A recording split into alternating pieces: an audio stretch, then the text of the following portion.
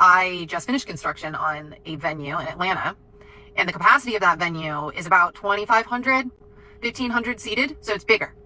It's bigger than the ballroom he's talking about. We did it for about just under 1.5 million. $200 million is insane. When plans for a White House ballroom were announced in July, reactions were mixed. But as those plans and price tags keep changing, people online are sharing theories about what they think is really going on. Many have called out the ballroom's inconsistencies. The New York Times noted major changes between July and October, including floor plans, window placement, and an estimated cost that has tripled from $100 million to $300 million. The number of arched windows has also shifted. A new portico replaces the longtime east wing entrance used by tour groups, and overall, the Times reports that no one seems to know what the final design will really look like. The White House admits plans have changed, and Press Secretary Caroline Leavitt defended the president's decision. Can any president do such a thing to the White House grounds?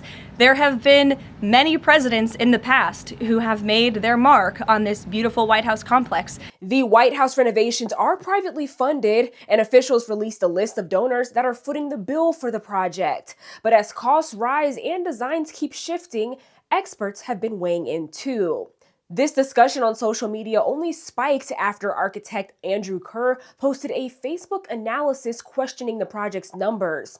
He pointed out that at 90,000 square feet and a cost of $300 million, the project would cost about $3,333 per square foot, far above even the most luxurious construction. Kerr also noted that a ballroom for about 1,000 guests would typically need only 20 to 40,000 square feet, not 90,000, even allowing for pre-function areas.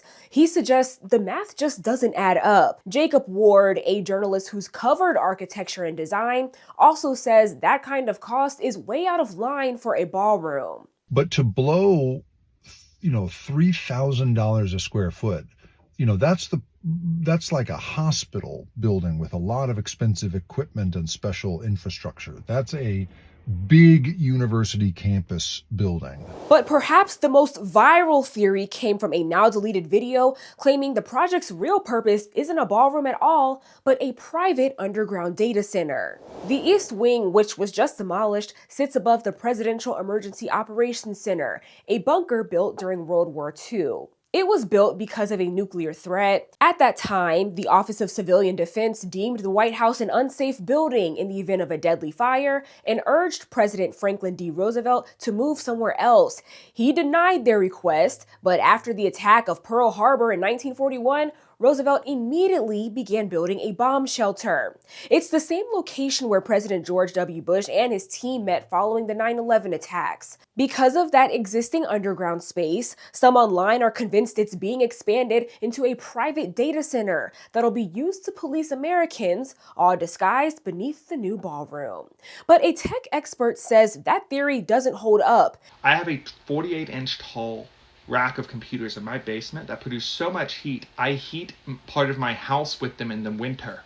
Bentley Hensel is a senior data and DevOps engineer. He posted that data centers can't operate underground because they generate too much heat and require massive cooling systems. The Environmental and Energy Study Institute reports large data centers can use up to 5 million gallons of water a day to cool down their servers, equivalent to the water use of a town populated by 10,000 to 50,000 people. President Trump has said his renovation is no different from changes made by other presidents. But as with anything political these days, a new Washington Post ABC News Ipsos poll found that only 28% of Americans support the ballroom project. For more on this story and more, head over to our website or download our mobile app. I'm Kennedy Felton with Straight Arrow News.